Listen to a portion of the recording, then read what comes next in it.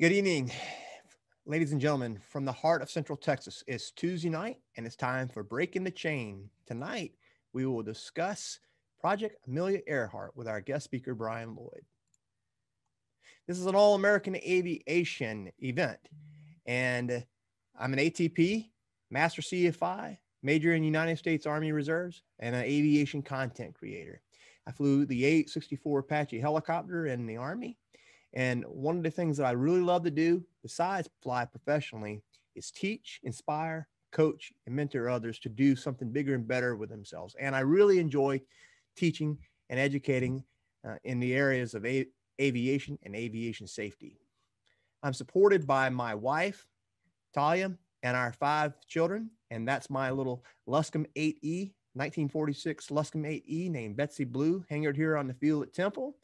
And she's just a great airplane to fly. Of course, I can't take my entire family with me all at once, but we have a blast with her, one at a time. Tonight, I'm assisted by a good friend of mine by the name of Eric Day. Eric lives here in Central Texas. He's an instrument-rated private pilot, aircraft owner, and he's a software engineer. And Eric has been a major supporter and contributor to this program even before it went to the webinar format.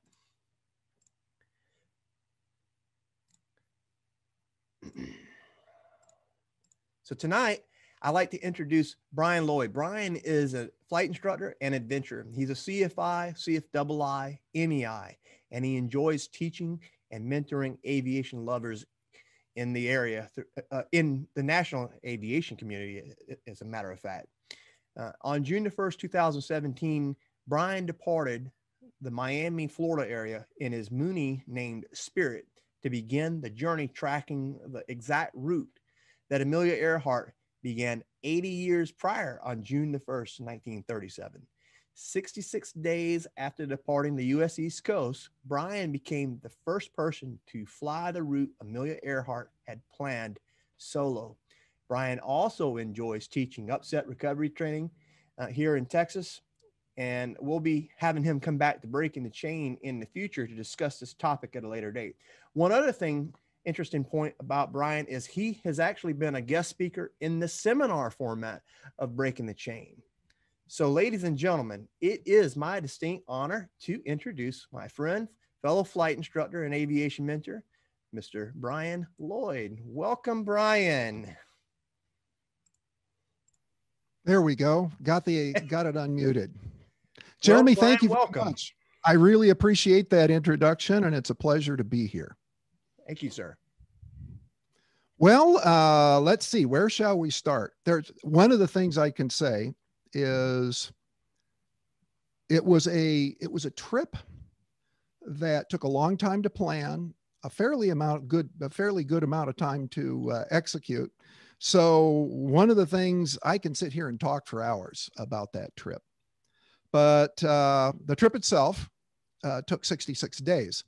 The hardcore planning for the trip took about 3 years. And the general preliminary planning for the trip, believe it or not, started 30 years prior. The story really begins back in 1985 when my father and I flew our 1959 Comanche 250 from Washington, D.C. to Paris for the Paris Air Show. And after having done that, there was a lot of talk between he and I about what should we do next? Because, after you've done 2 Atlantic crossings for the heck of it to go to the Paris Air Show, it's going to have to be a little bit more than just another trip across the Atlantic. We actually came very close to recreating another iconic 1937 flight. 3 Soviet pilots flew from Moscow to San Jacinto, California, nonstop over the North Pole. And we had an aircraft. We had agreement with the Soviet Union to make this flight, but the aircraft we were going to use was involved. It was a one-off aircraft. It was involved in an accident, and that ended that. So my father and I kind of, everything was on the back burner. Then in 2012, my father passed away, and I said, if I'm going to do this, I'd better get on the stick and start. So that was really 2012 was when I really started the process. Interestingly enough, the choice of aircraft, my Mooney 231 and M20K, the decision to use that aircraft actually took place back in 1985. As my father and I were waiting to take off from Gander, Newfoundland for Shannon, Ireland in the Comanche, we were tanked up. We had 170 gallons of fuel on board. We were planning an 11-hour leg, and a Mooney 231 arrived about the same time we did the night before. We looked at their airplane. They looked at ours. And I was amazed by the fact that we had to have 110 gallons of ferry fuel in the back of our airplane, and they had 30. And we were going to make that flight in 11 hours, and they were going to make it 9. So so essentially they were going to use about half the fuel we were. And that was when all of a sudden I said, you know, this Mooney 231 looks like it could go a long way. And it was that experience right then and there that pretty much decided what aircraft I was going to use for the flight around the world. So back in 2012, I started looking for a Mooney 231 that met my needs, and that was how I acquired Spirit. It belonged to a company in Canada, and so I got it, brought it back to California, and started the process of getting it ready to fly around the world. So, as I said, it took about 5 years of preparation. Most of that, well, and most of that, I'd say probably half and half, preparing the aircraft and planning. If you want to do a circumnavigation, you really do need to spend a lot of time on planning. The world has changed substantially geopolitically since Amelia Earhart flew around the world. Nowadays, there's an awful lot of getting permits and approval and so forth. For her, it was a matter of just getting there and having fuel there and then going on. In 1937, people still weren't too worried about passports and things like that. But it's not the way it is today. So while I have a lot of experience flying around the Americas, once I reached Africa, I knew that I had no experience what to expect. I was lucky that I found a guy by the name of Mike Gray, who runs an operation called White Rose Aviation in the UK. And all he does is arrange for business, mostly business aircraft, to travel internationally, to get the necessary overflight and landing permits, to coordinate handling agents and so forth. If it weren't for Mike and his service, I don't know that I could have done the trip. I know that I contemplated, before I found him, I contemplated going to Washington, D.C. and spending a month just going from embassy to embassy to get secure the necessary permits to cover all the countries. So, but I did find Mike. He did take care of that part of it for me, and that made it much, much easier. One of the things that surprises me mostly in retrospect is that it really didn't feel difficult or significant as I was doing it, because I was very much in the moment. Every day it was file a flight plan, fly the flight, land, check the airplane, and prepare to fly the next day. There was a whole bunch of long cross countries. It wasn't until I got home and got done that I looked around and said, wow, what did I just do? But in the moment, you don't really notice because it's just fly the airplane. So I don't know if you guys have anybody asking any questions. Like I said, I've got so much that I could cover that it's probably a good idea to make sure I cover the things that people want to hear. So anything in particular you'd like me to talk about, Jeremy? Well, let's start off from the very beginning. Let's talk about what you had to go through to outfit that Mooney to carry 200 gallons of fuel so that you could fly for 3,000 miles. Okay. Equipping the airplane. Obviously, fuel was a big thing. I made permanent modifications to the fuel system. I added an additional fuel selector. I added, so that the Mooney has has the normal fuel selector, which is, left, right, off. But the right position selects a second fuel selector, which is just behind the door sill. And that selector then selects either the right tank or the ferry tank. The Mooney 231 has a Continental engine, which has both a fuel feed and a fuel return line. So there are actually two fuel lines going to the tank. One carries the fuel from the tank to the engine, and the other carries vapor and liquid fuel back to the tank. So you have double the number of fuel lines. Perhaps the biggest thing was working out the weight and balance. I had to make sure that when I put that extra fuel in the back of the airplane, that I did not exceed the aft CG limit, because I would be operating the aircraft over max gross weight, and I was going to be operating the aircraft close to the aft CG limit. This makes the airplane really unstable and a little bit difficult to fly. So it is, takeoffs, the scariest part of any of the really long legs were the takeoffs. So the airplane has to be handled it's very sensitive in pitch at that point. And the potential for an accidental pitch up into a stall on takeoff is much higher. But anyway, so yes, the back seat came out. We built a custom cradle that sat down on the spar back there. Had to build a special webbing that would hold the tank in place in case of a crash. The fuel system. And then, of course, additional things that you wouldn't ordinarily have in your aircraft.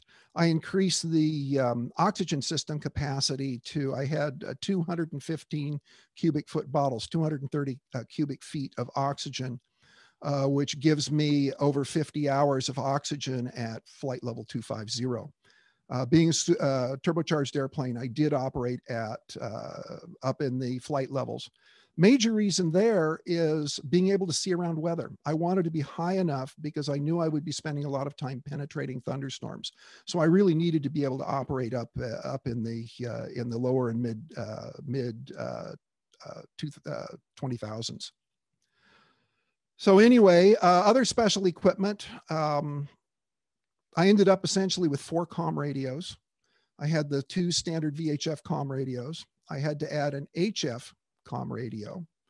And then just for the sake of having an additional level of security and safety, I added a satellite phone.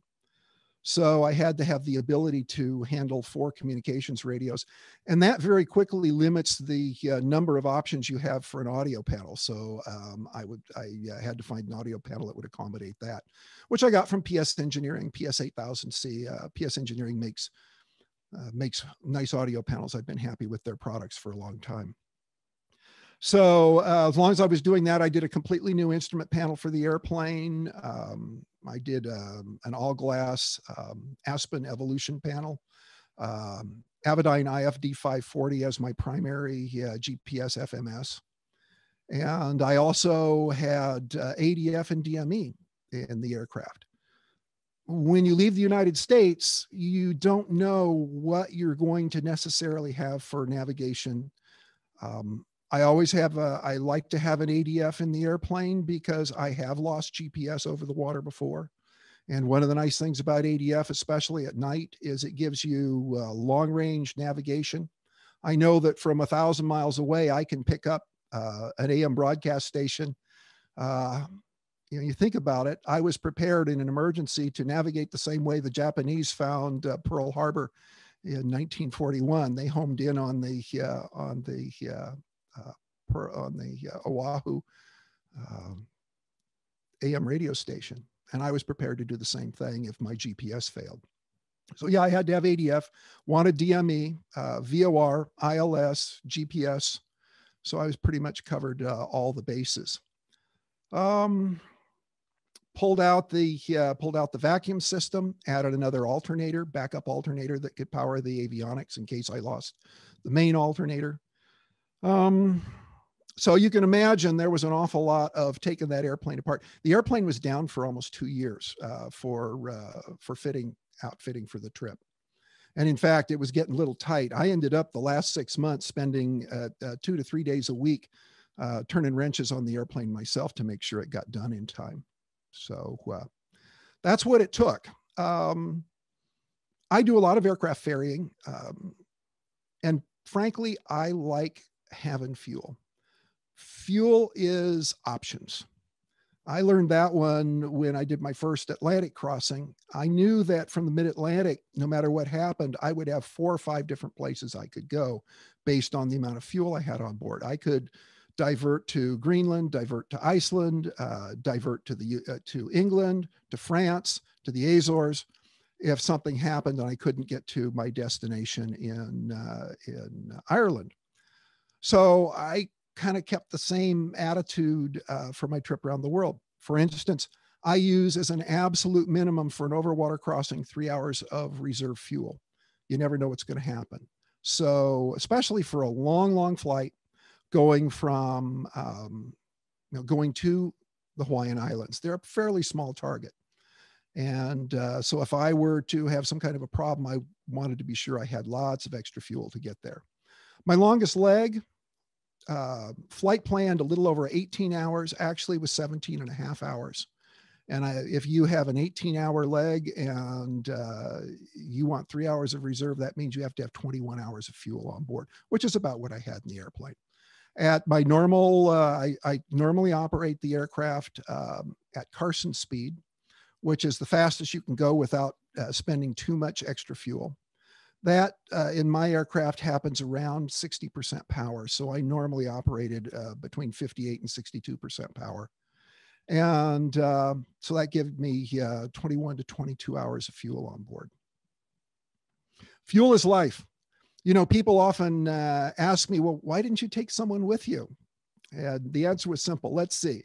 Another person, 3 hours fuel, because another person is 3 hours fuel. That was an easy decision to make. I wanted that extra 3 hours of fuel. So that's why I went solo. One quick question with Sure. what you said a minute ago for our viewers. And you said that you took off and you were over max gross weight. This was a special situation, special mission that you were on. How did you get approval and for all of these modifications to the aircraft and to be able to take the aircraft off outside of its published limits? The FAA will grant you a special flight permit, an SFP, or a ferry permit, we often call it, with a 10% overgross approval, simply by asking. If you're ferrying an airplane and you go to the FAA and say, I need to ferry this airplane and I want to put fuel in it and I want to operate 10% overgross, they'll hand you that right off the bat. If you want to operate at a level greater than 10% overgross, you then have to jump through a bunch of engineering hoops to show that the airplane will operate safely at those higher gross weights. Interestingly enough, just to name another airplane, most people aren't aware, the Cessna 182 actually, if you go look in the POH, you can find that it can be approved for up to 25% overgross. Without having special engineering done. So if you're ferrying a 182, you can run it up to 125% of max gross weight. But for pretty much everything else, the limit is 10%.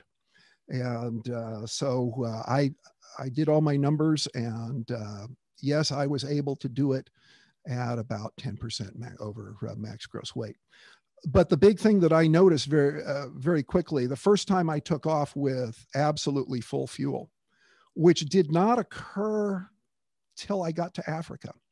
Up until then, I was not at absolute max gross weight. But the Mooney taking off very heavy like that, as you roll it, first initial roll, nothing's unusual. But other than the fact that the airplane accelerates very slowly, you need a lot of extra runway. And once you start to approach rotation speed, the nose begins to bounce, okay? Because even a little bit of a bounce, the airplane's starting to get light on its gear. Even a little, even a small divot in the runway will cause the nose wheel to bounce up. And so you have to be very careful not to allow the airplane to over rotate too soon. So there's pitch control during the mid part of takeoff through accelerating up to VY, best rate of climb speed. That's the most sensitive, and that's the part of the takeoff that concerned me the most. So that was when I was at 100% awareness and focus. Once I got the airplane past VY, then it flew pretty much normally, other than the fact that its rate of climb wasn't all that great. I would get, normally my rate of climb in the Mooney is about 800 feet a minute. But most of this trip, I rarely saw over 500 feet a minute, 550 feet per minute. And that takes a long time. If you're climbing at 500 feet a minute, it takes a long time to get to 21 or 22,000 feet, let me tell you. So, okay, well, let's, lot of decisions to make. A lot of things confronted me that I hadn't anticipated. I have some funny stories. Let me throw a couple of funny stories out there. I was telling you guys a little earlier. At one point when I was in Singapore, and I was working, beautiful airport, beautiful facilities, well-trained people, but the A&P there, I had a magneto failure, and I had to replace the magneto. A gentleman who was there with his Seneca doing some mapping, he was from Australia. He loaned me his spare magneto because I didn't have a spare magneto. So he loaned me a spare magneto, and I had to install it on the airplane myself. So we got and the A&P who was assisting me, he said, "Oh, we have to set the timing." And I said, "Yeah, we need the protractor and the buzz box, the timing light." And he went and got those and brought them. And he said, "I've never done this. Can you show me how?" So I ended up showing the A&P how to set the ignition timing on a Continental engine. So that was kind of the way it was. Every place I went, I ended up doing all the maintenance on the aircraft myself. I had to do, basically the total flight time was 221 hours. I ended up doing maintenance kind of major maintenance 3 times along the way. And I ended up doing everything myself. I got help from A&Ps along the way, but I ended up doing the work myself. From a political point of view, perhaps my most interesting story was going into Dakar, Senegal, my leg across the Atlantic Ocean. As I'm approaching Dakar, and I finally handed off, I've been communicating with ATC via HF, and now I'm close enough that they're outer bound. I'm able to talk to them on VHF, and outer bounds ATC. So I make contact, and about the first thing ATC does, they do not have me in radar contact yet, but but I'm giving them position reports, latitude and longitude. And he says, "Do you have your permit number?" And I go, "Oh, darn, I didn't write down the permit number." I said, "No, I can't give you the permit number. It's stored in my laptop computer, and I can't give it to you right now." He said, "Okay." So he hands me off to center. And about the first thing center says is, "November 9016 Bravo Lima, what is your permit number?" And I said, "Well, my permit's in my laptop, and I can't get it out right now. I have to give it to you later." Okay. So he hands me off to approach control that says, "Surprise, what's your permit number?" And I said, "No, laptop, I can't get permit number." Okay. Clears me for the approach. I've got an ILS approach into Dakar. And I vectors me onto the final, hands me off to tower. About that time, I enter the clag. I hit the outer marker. I start down the glide slope, and tower says, 9016 Bravo Lima, what's your permit number? And I want to say, "Dude, I'm flying an ILS here. Leave me alone." But I said, "No, permit number, it's laptop." Okay. Land, taxi off the runway, contact ground, go to ground. What do you think ground asked me? He asked me for my permit number. No permit number. I'll get it to you as soon as I stop. I'll call you up. No problem. You can give the permit number to the to customs. All right. Land, the taxi over, park. This really big guy. Okay. Beret, sidearm, camo. I mean, he must have been about 9 feet tall. I mean, this is a big guy. Okay. And it's dark, right? Yeah. Well, anyway, so, you know, I get out and you know, welcome to Senegal. He says, permit number. I go, well, I got to get my laptop. Just a second. I flip the laptop open, type. Okay. Bring up the email. And it says, attachment not downloaded. About this moment, I have a life-size picture of, oh my gosh, I'm going to get to see the inside of a Senegalese jail. So this big guy, he looks at me and his eyes get really big. He goes, you don't have your permit number? And I go, no, I don't. It's internet. He looks at me, kind of scowls at me and goes, okay. And that was the end of it. Anyway, so yeah, there was a lot of stuff like that. So I won't say a lot of stuff like that, but there was stuff like that. Like I said, I can tell stories, 66 days worth of stories. Not enough time to do it all here. Big things for me. I think I saw someone ask about emergency equipment. The emergency equipment that I had a life raft. I wore a life vest. I did have a personal locator beacon, EPIRB, attached to me, and I also had my satellite phone, which was waterproof, that was going to go with me.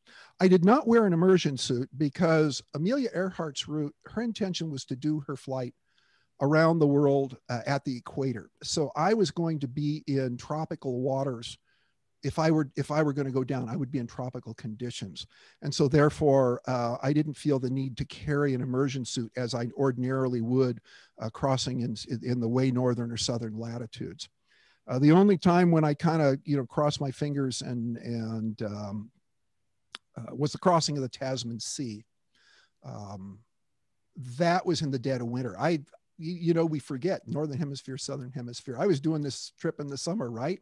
Well, of course, the equator is summer all year round, but because I couldn't really follow Amelia Earhart's route fully in the over the Pacific, I did deviate from her route through Australia and New Zealand before reconnecting with her route over Howland Island, which is where she disappeared. And such crossing Tasman Sea in winter, if I went down, that would have been a challenge to survive. So I really did kind of bend my own rules for that one. But everything weighs. You know, I had tools, I had oil, I had spare parts. Everything weighs, and all of that went against my my weight budget. So fuel went out over an immersion suit for that part of the trip. But being a trip at the equator, it does cause some significant changes in operations. For one thing, I got to cross the Intertropical Convergence zone several times. Now, up here in the northern latitudes, we're used to having prevailing winds. You know, up here in the United States, we have prevailing winds. They come out of the west. When we're eastbound, we have tailwinds. When we're westbound, we have headwinds. Over the equator, you really don't have anything. The winds tend to be light and variable all the time. And there's nothing really predictable going up or down. So it's pretty much go where it makes the most sense. But the Intertropical Convergence Zone is a band of convective activity, which pretty much girdles the Earth at what I would call the subsolar point. It moves in our winter, it moves into the southern hemisphere. In our summer, it moves up into the northern hemisphere. And of course, around the time of the equinox, it's very close to the equator itself. But what this is it's an unpredictable area of scattered thunderstorms, widely scattered thunderstorms. So that means that I had to pick my way through thunderstorms many, many times. Oftentimes my pretty much from the time I hit the tropics until I got to Hawaii, weather was, my weather briefings were widely scattered thunderstorms. That was it. And we really are spoiled here in the United States with having good weather and good information. But I thought of this problem ahead of time, and I had friends who were looking at the satellite pictures and texting me information because they could see where I was. My satellite phone would transmit my latitude and longitude to the map that I had on the internet every 10 minutes. And so they could see where I was in real time, and they could see the satellite pictures, and they were going to try to guide me through the breaks in the storms over the ITCZ, and very quickly learned that didn't work. It basically boiled down to I had to get there and I had to look and take my best shot at getting around or through any thunderstorms that I encountered.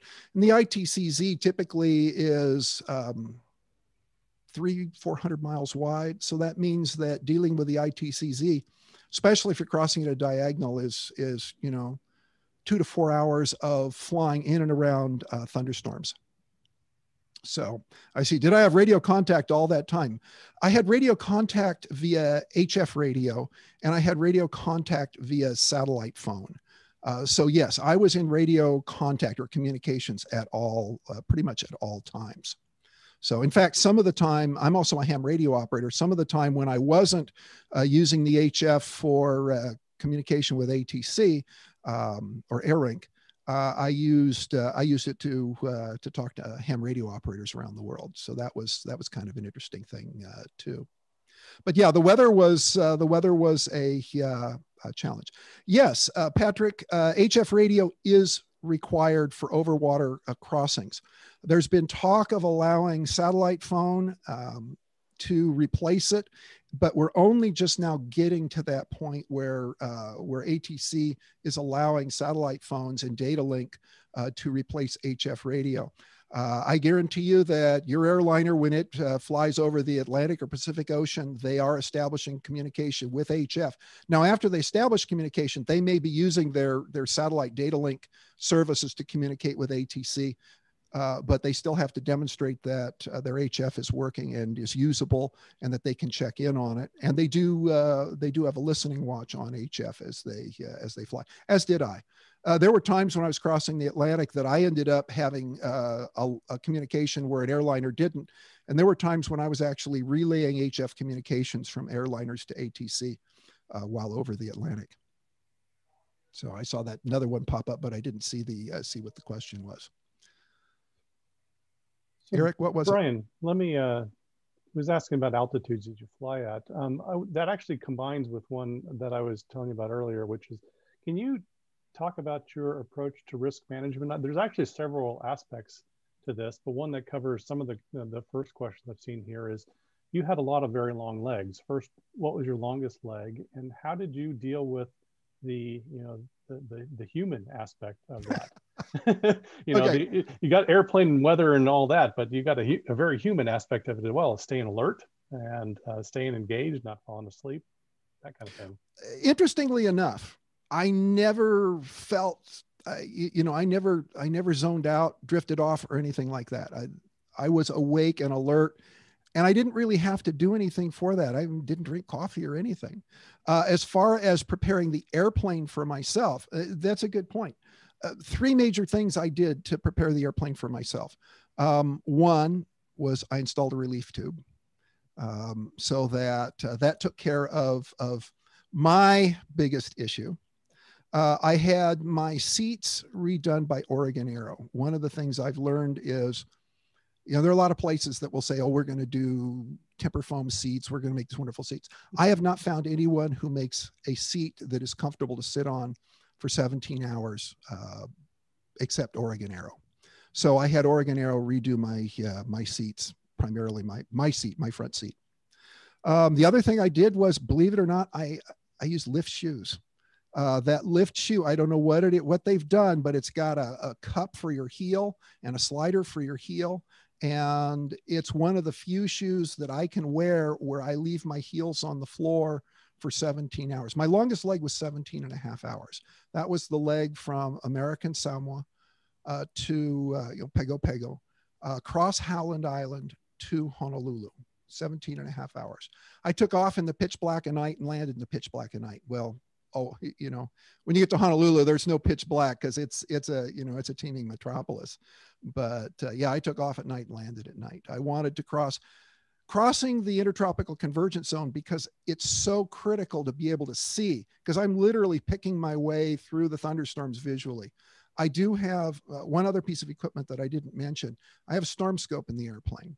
The storm scope detects electrical activity, and that would point out the way to really bad stuff.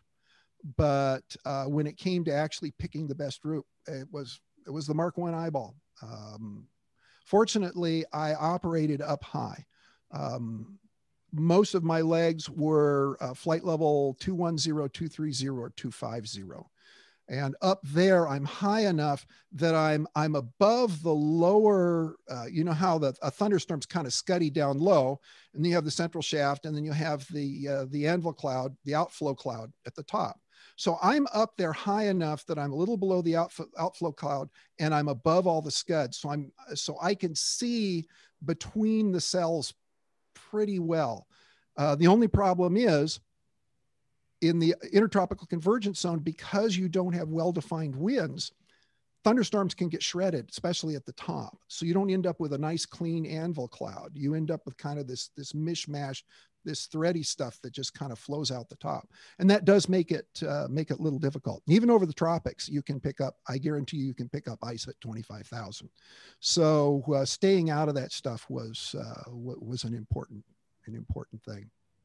I did have one, you ask about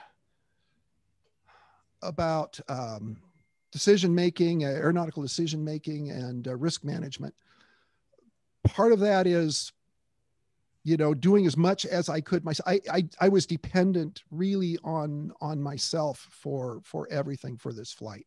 There really wasn't much help for anything. So mostly it was understanding weather, understanding the structures of weather systems, being able to do my own, from my own understanding and own prediction, being able to penetrate and circumvent the weather as much as possible. And I actually needed, Jeremy, you talked about, did I make any mistakes? We always make mistakes. Yes, I did make mistakes. Not too many, fortunately. But I did need my upset recovery training. On my leg from Chittagong in Bangladesh to Yangon in Myanmar,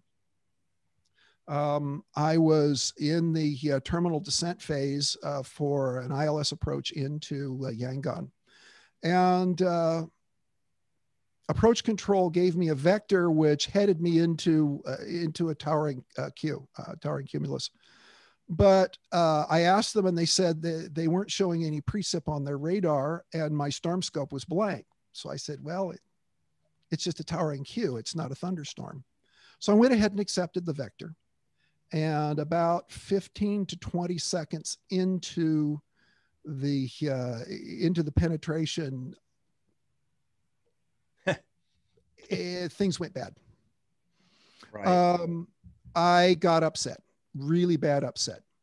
The aircraft was rolled 135 degrees. I ended up almost inverted and about 30 degrees nose down. I teach and practice upset recovery almost on a daily basis. So my response to this was entirely instinctive. And in fact, it was so automatic that half my brain was going, oh, wow, hey, look, this upset recovery stuff, it's working. It's almost like my hands and feet were doing everything automatically, which I really was. I mean, it was muscle memory. It was conditioned response more than anything. So I'm doing this whole upset recovery thing while part of my brain's going, wow, hey, I'm glad I learned this stuff because it's really working. And got the airplane back right side up, exited the thunderstorm out the side. About that time, ATC, the approach control, called me up and said, hey, I'm showing you significant rain, intense rainfall. And about that time, the storm scope lit up like a Christmas tree. And I said, yeah, yeah, that's a thunderstorm and we're not going there. And I need a new vector back to the ILS. So, but, landed. Interestingly enough, no startle response or anything. None of that stuff that you expect to have. Again, all I can attribute that to is just practice until it becomes second nature. As pilots and instructors, let's start out with instructors here. As instructors, we know that there are 4 phases of learning. The first phase is unconscious incompetence. You don't know what you don't know. That's where we all start. Before we start to learn something, that's where we start. We don't know what we don't know. The second phase is conscious incompetence. We know what we don't know. It's been introduced to us, our instructor, whatever. I'm going to teach you this. Start with the ground school stuff, whatever. The third phase is conscious competence. We can do this job. We're focusing on it. We do the job. We're competent to do it. But the fourth phase is unconscious competence. That's when it becomes, we call it muscle memory, we call it conditioned reflex. It's when it becomes really automatic. I mean, we learn to fly. We get to the point where, we could even carry on a conversation with our passenger as we're landing the airplane because we've done it so often. It's reflexive. And that's where I'd gotten with upset training, and therefore there was no issue for me in this situation. So anyway, that was one of my kind of scary things. Asked about mistakes, and I will tell you that I did kind of have a point. Fortunately, it didn't develop into something that would be really bad. I actually had an engine failure over the Pacific Ocean. On my departure out of New Zealand, headed for American Samoa, I had just leveled off at flight level 210 for cruise, leveled out the airplane in cruise, closed cowl flaps, trim, set power, mixture. I run lean of peak, so set the mixture, get lean of peak, set up by 60% power, and ready for that 8-hour flight to Pago Pago. And shortly after I leveled off, autopilot flying the airplane, everything's tweaked up, I feel a little surge. And I go, oh, no, I didn't feel that. And then it surges a little bit more. And I go, yeah, I really did feel that. And oh, it can't be doing this to me. And about that time, the engine started making those noises you don't want to hear, kind of the bap, bap, bap, bap, bap, bap. And so I racked the airplane around and headed back. Fortunately, I was still in gliding range of North Barrier Island off the northeast coast of North Island of New Zealand, because about 15 seconds later, the engine quit completely. So I'm now dead stick. I'm still at 21,000 feet, and I'm within gliding range of about, if I recall, it was about 35 or 40 miles away. So it looked like I would arrive over the island at about 3,000 or 4,000 feet, and I would be able to, make a dead stick landing. And that was when I realized that I wasn't really worried about flying the airplane. I wasn't worried about going to the ocean. The thing I was worried about was blowing the approach and landing, because I had to put it down on a 3,000 foot strip. Now, if I was putting it down on a 10,000 foot strip, you don't have to aim very well. But a 3,000 foot strip, I was going to have to do a real honest to gosh spot, dead stick spot landing. And I realized I really hadn't practiced that much. And so I was worried about blowing the approach. So yeah, that was one of those, ooh, gosh. Okay. I'm now much more religious about practicing my power off spot landings. But anyway, fortunately, I was able to get the engine to restart. Turns out later, when I got back, I actually managed to keep the engine running. I found a setting of boost pump, mixture, and throttle, which gave me about 55% power. And I held that all the way back to Hamilton, New Zealand, which was my starting point. The reason I wanted to get back there is Hamilton is home to the company that is the Lycoming and Continental overhauler for all of New Zealand. And I knew that if I got there, it didn't matter what the problem was, I would be able to repair it. Even if it meant I had to rebuild the engine, I would be able to repair it there. So anyway, so I did make it back and everything was good. That kind of blew my schedule. I was actually going to try to make it back for the beginning. I was going to finish my flight at Oshkosh that year, and EAA was all ready for me. Yeah. What was wrong with the engine? It actually turned out to be fuel contamination. Even though I had been very careful to filter and inspect every bit of fuel I put in, and for about the last, I don't know, 5,000-6,000 miles, I had been in what I would call first world aviation facilities. That would have been, Thailand, Singapore, Australia, New Zealand. Even with that, somehow I got fuel contamination. And what it did was it partially plugged the fuel strainer in the gascolator. And that triggered vapor lock. Interesting. The fuel pump in the Continental engine on the Continental TSI 0360 is at the very front of the engine. So the fuel line stretches from the firewall underneath the engine all the way to the front of the engine. So it's sitting there in the hottest part of the airplane. And so it was a combination of things. The restriction in the fuel filter caused the pressure inside the fuel line to drop because the engine is sucking the fuel from the tanks. So therefore the pressure in the line drops. I had just leveled off in cruise, closed the cowl flaps, temperatures went up. So I've raised the temperature of the fuel line. And now I'm also operating at 21,000 feet. So I'm already operating at an ambient pressure of less than half an atmosphere. So all of those things taken together triggered vapor lock. It was when I got down lower and everything cooled off and I went to high boost, the boost pump being back behind the firewall. The high boost pump allowed me to increase the fuel pressure in the line, which I then countered for by running with the mixture almost at idle cutoff. So that allowed the engine to run, and that got me back to my starting point.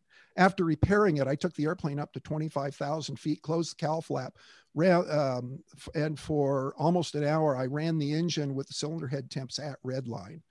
I know we don't want to do that to our engines, but I wanted to be absolutely sure that there was no chance of that occurring again. So I was very confident at that point, after having done that test, that I would be able to complete the flight without any problem. But other things that happened, I had to replace magneto in Singapore.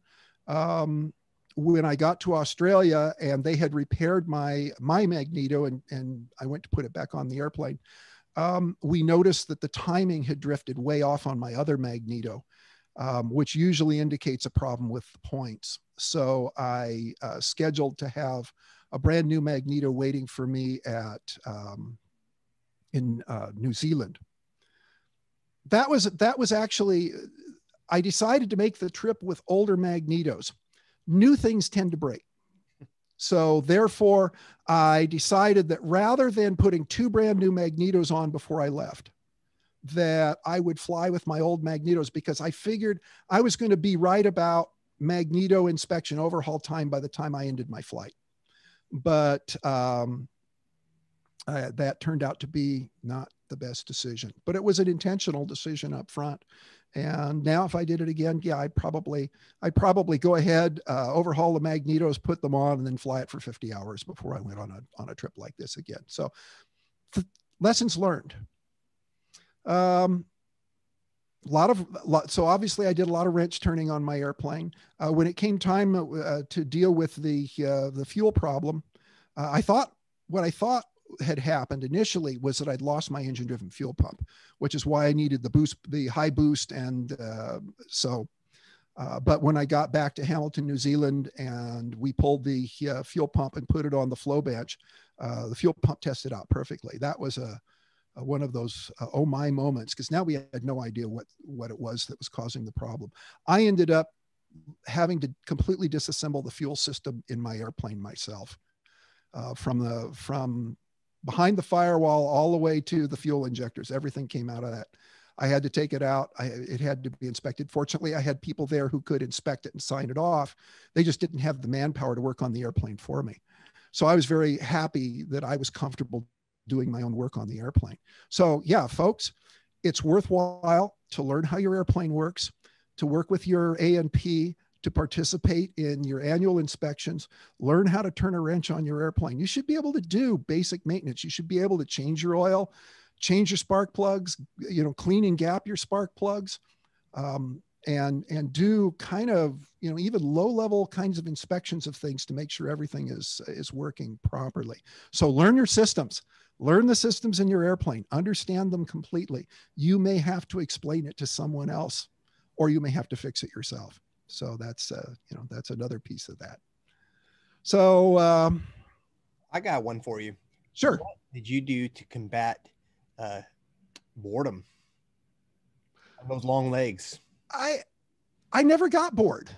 Well, one reason is the TSIO 360 and the Mooney 231 is far and away the fiddliest engine I've ever flown behind. When that engine is being operated lean of peak, it's constantly, power settings are constantly drifting a little bit. I would say that I would have to touch the mixture control or the throttle on average, every 3 to 5 minutes. If I was lucky, it would be real nice and everything would stay where I set it for I had maybe once or twice where it would stay for a half an hour and I wouldn't have to do anything. But I'm spending an awful lot of time monitoring the engine, monitoring my trip. I've had GPS go away on me several times flying over water. I do not assume that I'm going to have GPS navigation. So I maintain a navigation log.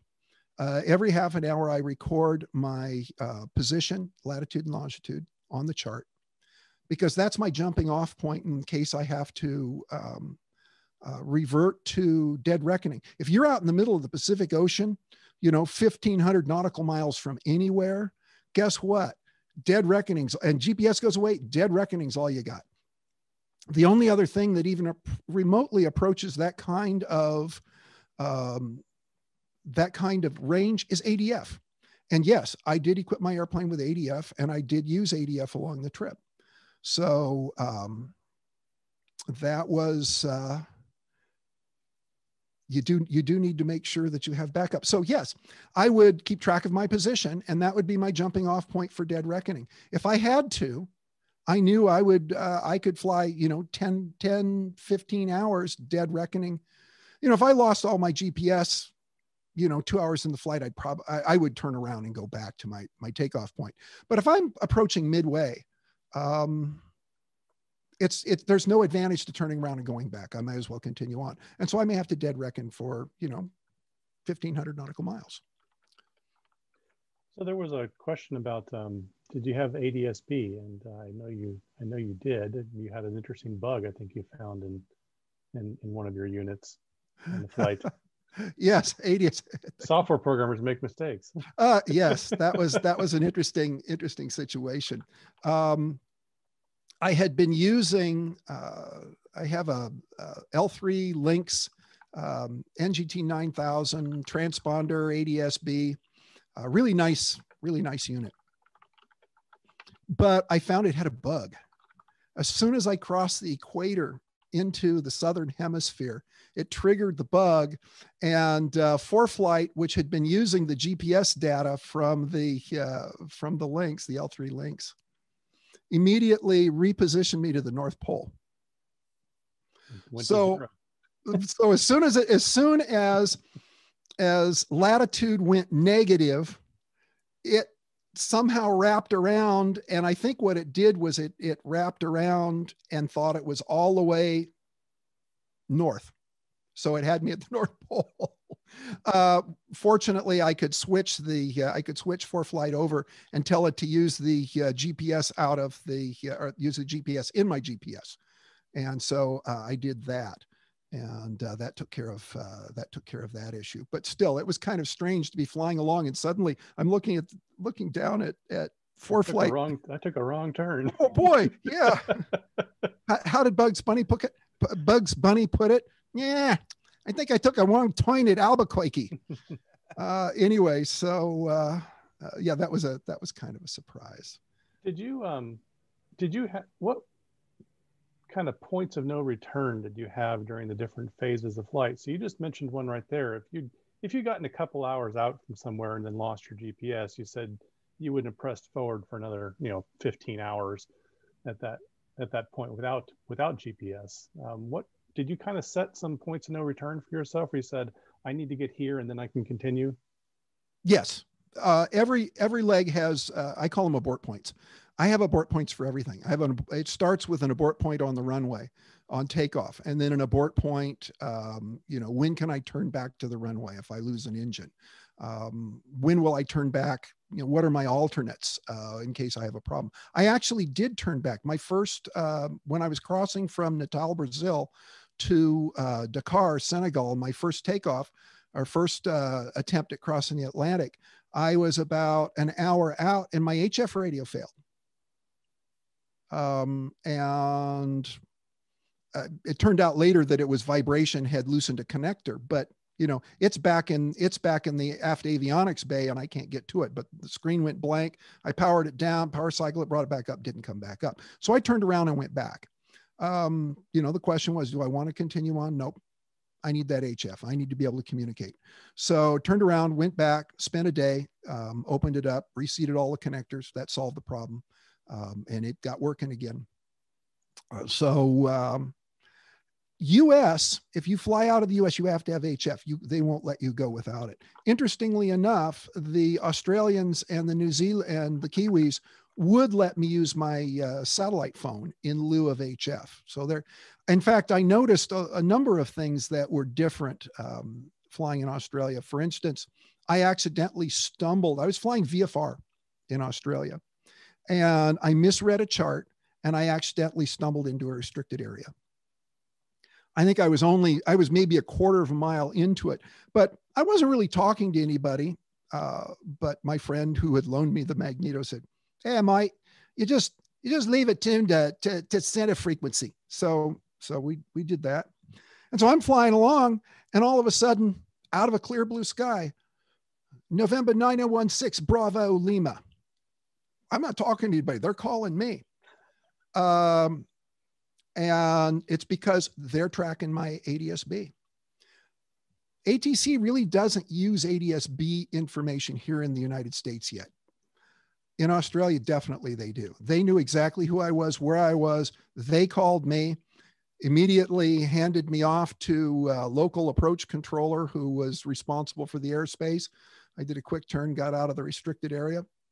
They didn't give me a hard time. It was just, "Yep, you were in the restricted area. Got to get out. Thank you. Have a nice day."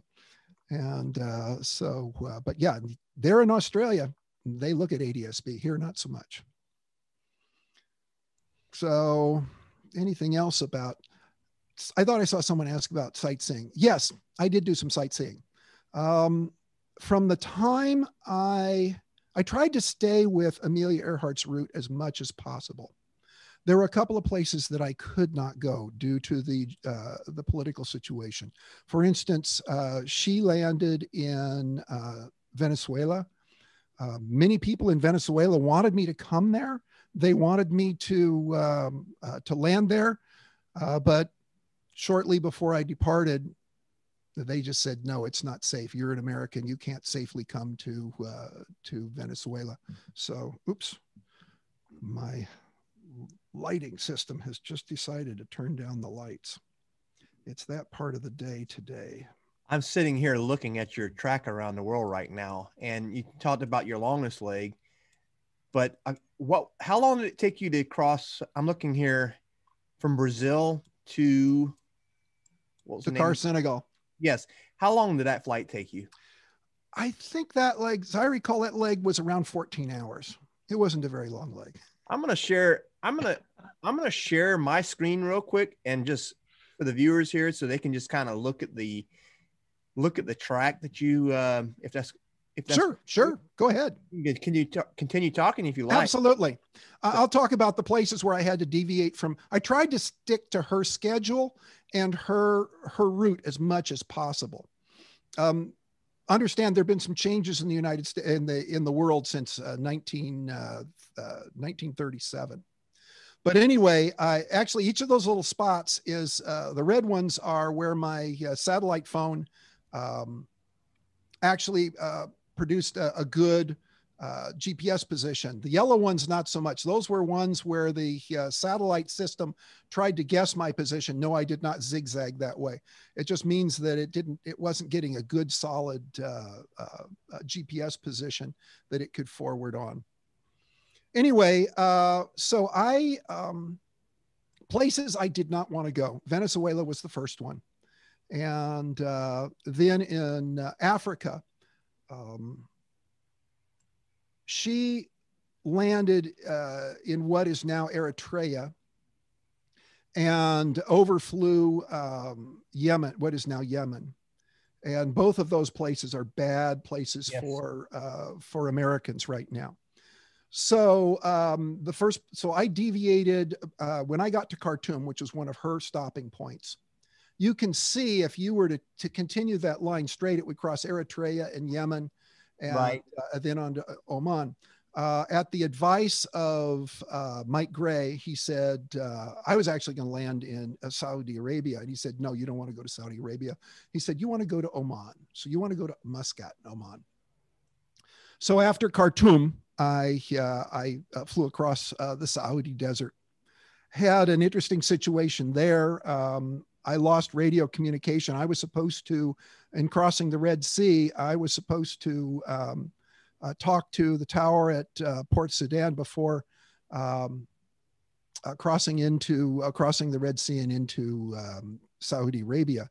But I couldn't raise them. I actually used a satellite phone.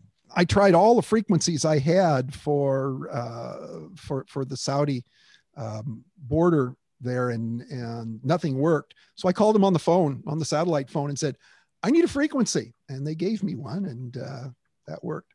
The Saudis, they kept vectoring me around. And after about an hour and a half of vectoring, they said, you're cleared direct.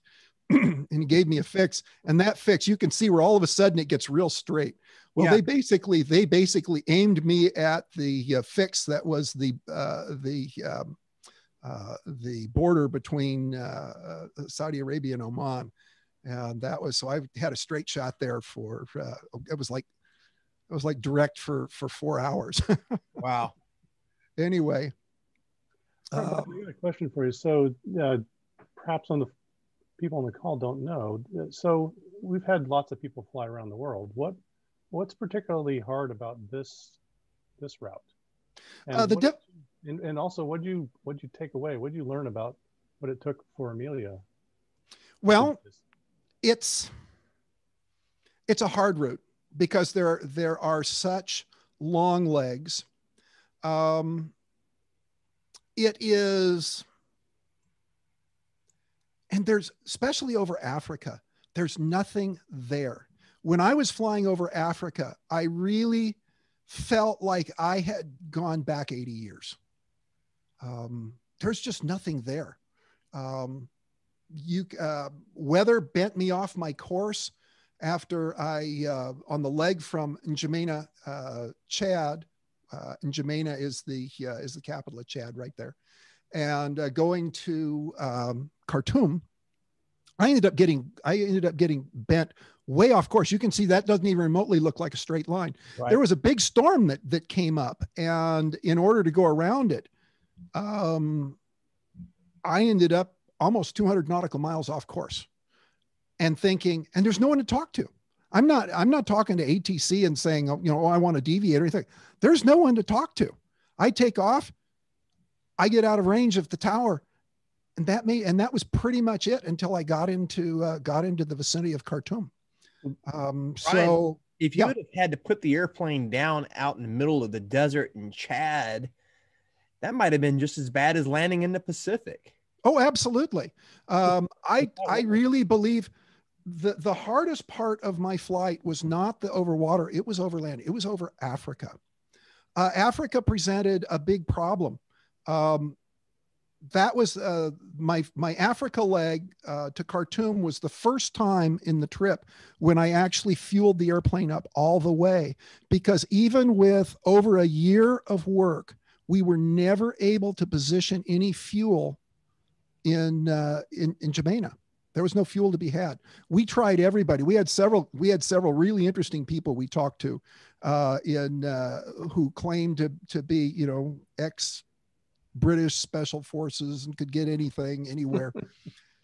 Couldn't get any fuel. I knew I was going to be skosh fuel in Khartoum if I was not able to get some fuel.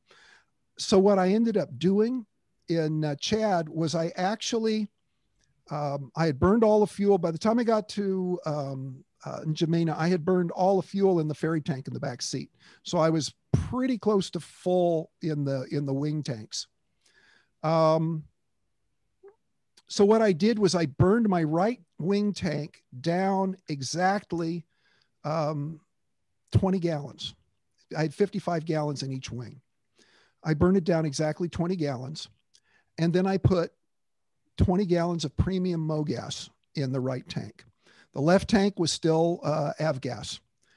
So I took off, climbed, I think I did that leg at 160.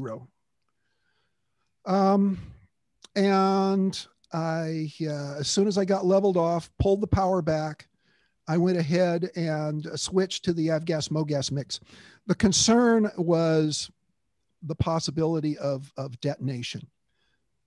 With a good engine monitor, you can detect detonation because you will see a sudden rise in cylinder head temperature with a corresponding drop in exhaust gas temperature, because the fuel is burning too fast and it completes combustion too early, and the heat is transferred to the cylinder rather than going out the exhaust. So you get a real clear indication.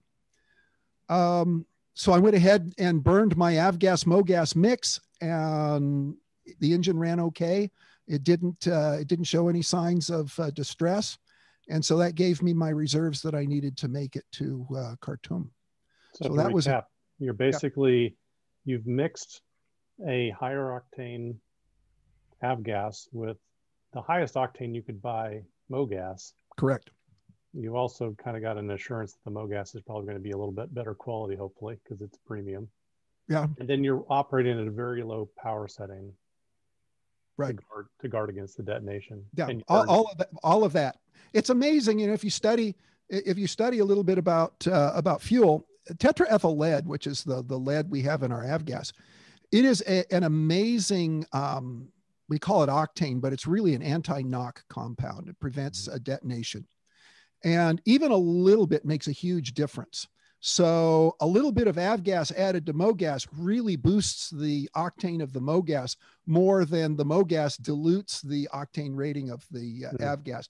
I wouldn't be at all surprised if my octane rating was actually equal to or better than the avgas octane rating, because in order to get, you know, high octane rating unleaded MoGas, it has to have a really, really high base octane anti-knock index already. Plus the fact in the rest of the world, we don't have alcohol. There's not alcohol in the fuel. So that was not a concern either. But yeah, that was another one of those things I had to decide what I was going to do. And fortunately, understanding how things work really, really makes a difference. Right. One of the other things I worried about was Amelia Earhart landed in Pakistan. And as we know, Pakistan and India don't really get along real well. So I landed in Karachi, Pakistan. And that was one of my, I'd been flying for long days for several days, you know, get up, fly all day and then some, and then land, get hopefully a good night's sleep. And then first thing in the morning, you're off and do it again. My last day off had been in Dakar, Senegal. I had a day off. That was when I did my first engine maintenance. And Karachi was a day off for me. I just wanted a rest day. And so I got to Karachi and I was going to the hotel. I had this idea that I was going to go on walkabout a little bit. I'll go out and see some of the, you know, the city.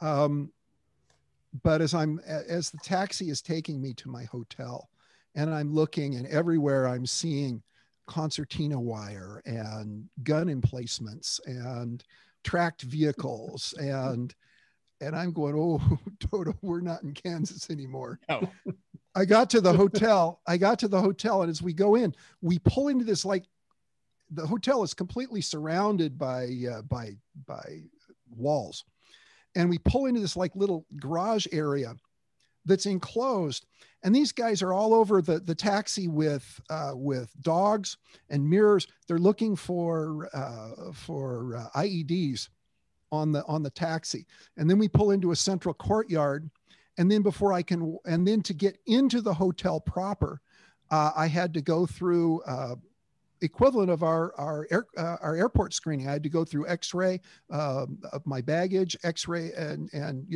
metal detector, just to get into the hotel. When I got up to my room, I look out, and on top of the wall, there are gun emplacements with interlocking fields of fire. And I said, you know what? I don't think I'm going to go for a walkabout. I think I'm going to stay here in the hotel. So I did. Probably a wise choice. I slept that day. Interestingly enough, as I'm talking about this, from the time I hit Dakar until I got to Australia, I pretty much flew the breadth of Islam, and I did it during Ramadan. So I got to experience Islamic hospitality, which was great. I was treated royally and wonderfully everywhere I went. Ramadan ended about the time just before I got to Indonesia, so they weren't. But every place I landed, they were glad I landed at night, because if you remember, and during Ramadan, you don't eat or drink during the day. And I guarantee you those line guys did not like to go out in the desert in the middle of the day if they could avoid it, since they would not drink any water or anything all from sunrise to sunset. Right. So landing at night. And that brings up another point that I didn't really think about before I left. And that was, I no longer had a 24-hour day. I think a day being 24 hours long, except that I'm crossing time zones going eastbound. And so therefore my day was rarely longer than 22 hours, which means I left early and almost always landed at night. So I was constantly landing at foreign airports at night. Fortunately, I was going into major airports. So, big runways, ILS, GPS, air traffic control, and so on. That makes it a lot easier, but still, it was an awful lot of a fair amount of flying at night. But I thought I was worried about going from Karachi, Pakistan into India, but that turned out to be not very difficult. The most difficult country I think I dealt with was India. They are very bureaucratic, and nothing gets done easily there. I was advised in no uncertain terms not to get any fuel in Kolkata, which was my stopping point there. And unfortunately, wind and weather and vectoring and so forth ended up eating into my reserves. I was not going to refuel in Kolkata. I was going to go from Karachi to Chittagong in Bangladesh and refuel there. I was told no problem getting fuel there. But when I looked at my fuel reserves, while I had enough fuel to get to Chittagong, I wasn't comfortable with my reserve. If I had to divert when I got to Chittagong for any reason, I would be very limited on fuel to get to another airport. So I decided to get some fuel at Kolkata, which turned out to be very difficult. It took them 8 hours to get one 200-liter drum of fuel from a warehouse on the airport to the front of my airplane. And it took, by the time I got done, I had interacted with something like 30 different people to get that to happen. And then when they got it there, they didn't bring anything to pump the fuel or anything. Fortunately, I had a little electric fuel pump for an emergency for just this purpose. And it pumps about 50 gallons an hour. So guess how long it took me to pump that 200-liter, 55-gallon drum of fuel into my airplane. Yeah, about an hour. By that time, my 9 o'clock departure, AM departure time had moved to about 5 p.m., 5:30 p.m. So I took off, ended up landing in Chittagong. I was only going to make a fuel stop in Chittagong and then continue on to Yangon that day, but that didn't work out that way. That was actually my birthday, June 17th. And so I spent my birthday staying at a hotel at a yacht club in Chittagong, Bangladesh, where I had a wonderful lobster dinner that cost me $3 US. Wow. So we make our way down to Australia, then over to New Zealand. And then right here is where you had to turn around and come back, right? Yeah. You can see up there, North Barrier Island. Let's see here. Yeah. You can see North Barrier Island, and kind of have to zoom that out a little bit. It's very close. It's very close in, very close into the North Island. Zoom in. Yeah, you have to zoom in and see it. There it is. Okay.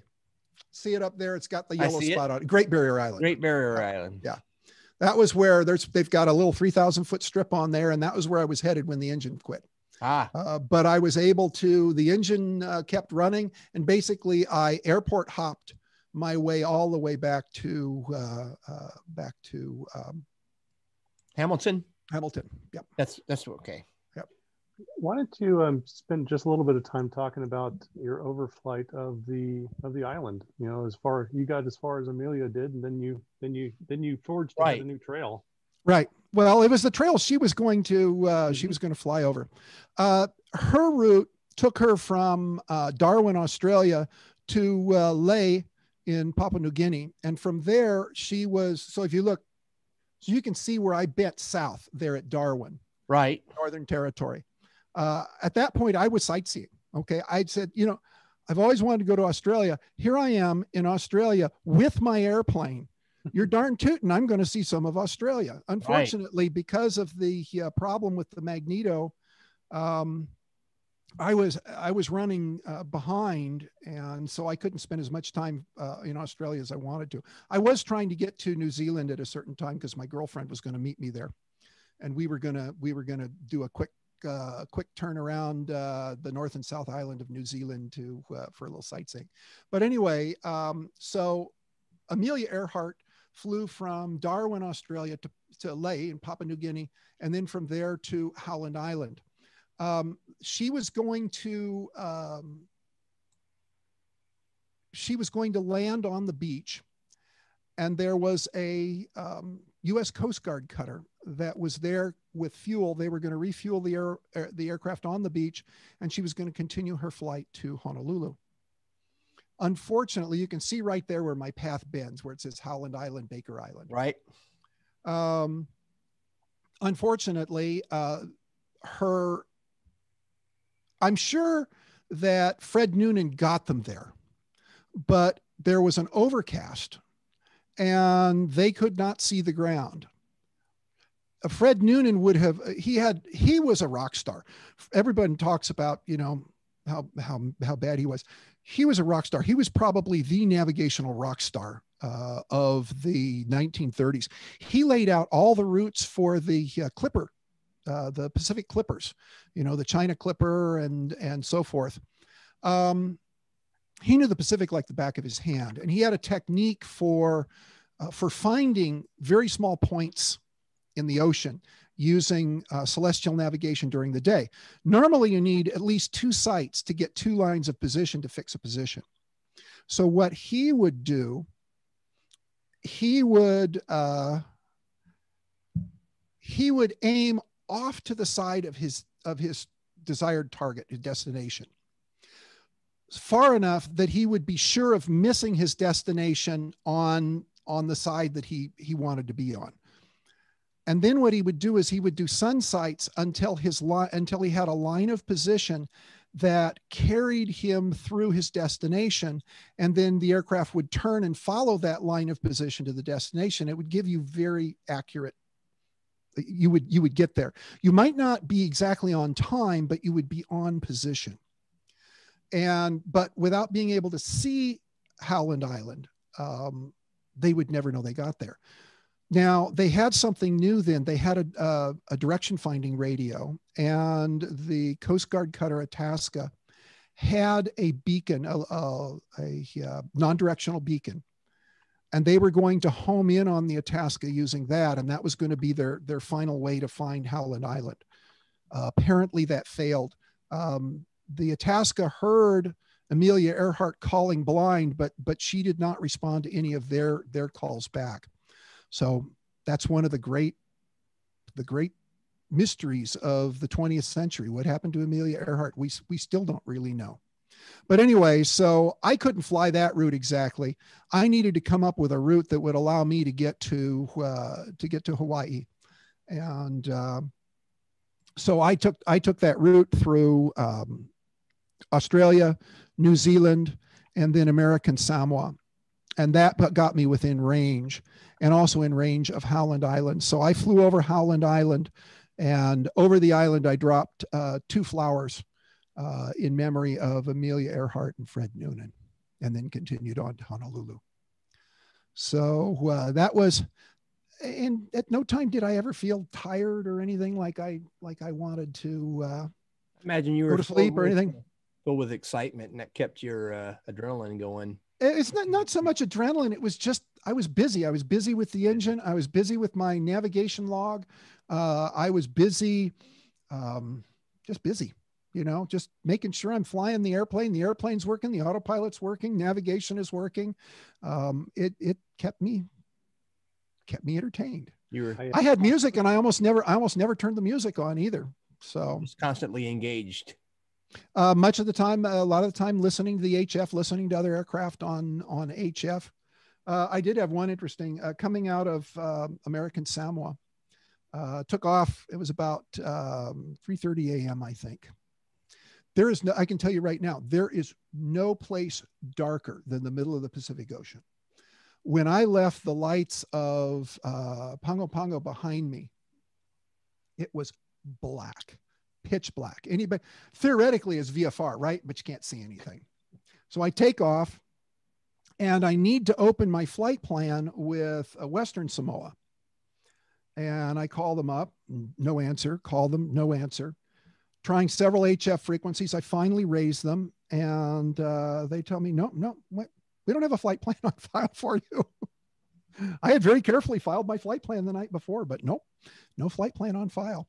So, I thought about that for a minute. I had, everything was set.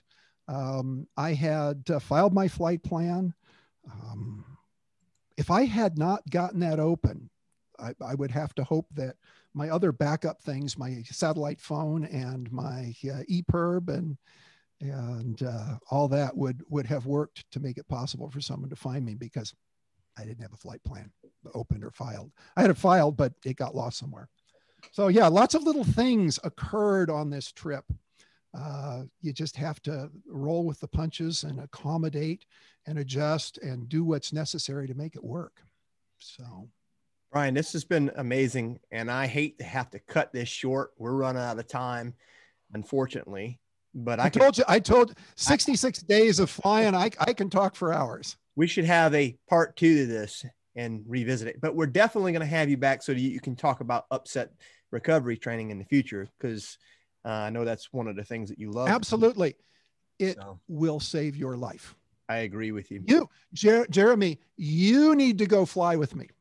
We're you going too, to. Eric. We're going to. I did go fly with you once. Unfortunately, you didn't have the parachutes in the plane at the time. Yeah, right. But I mean, to go do the upset recovery training. Yeah. Everybody should do that. I want to come do that, and I want to fly in that beautiful 37 Tiger Moth in the back, just right over your right shoulder. Yep. It's beautiful.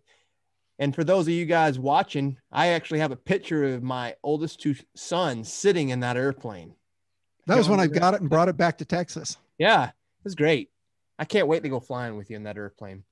Well, Brian, I hate to cut this short because I've got a lot of other questions, and I know the viewers, and for the viewers who have joined in tonight and asked the questions and been intrigued, thank you for your participation.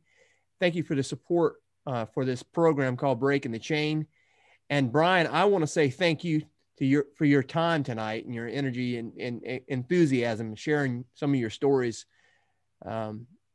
I thoroughly enjoyed it. I want to thank you very much for inviting me to be on, and I want to thank everybody who's tuned in to watch this.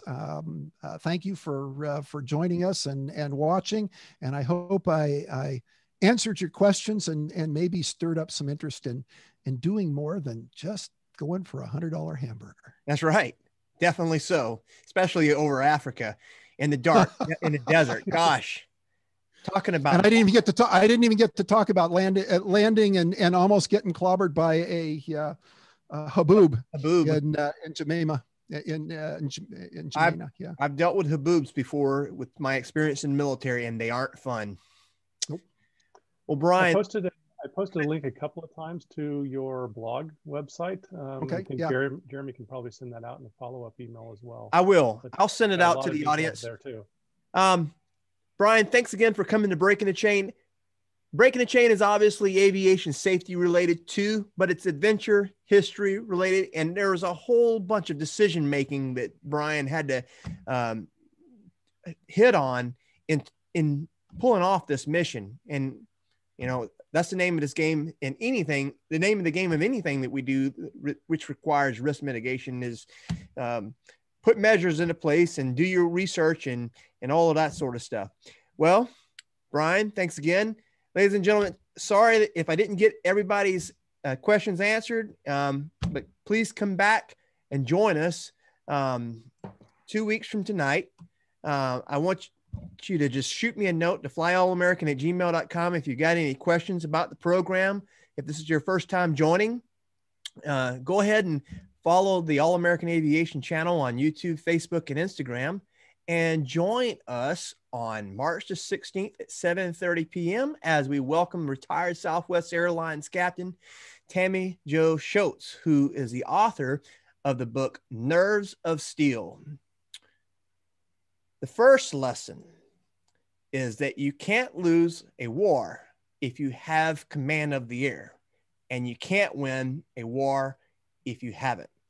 General Jimmy Doolittle. Thanks, everybody. Have a wonderful night. See ya.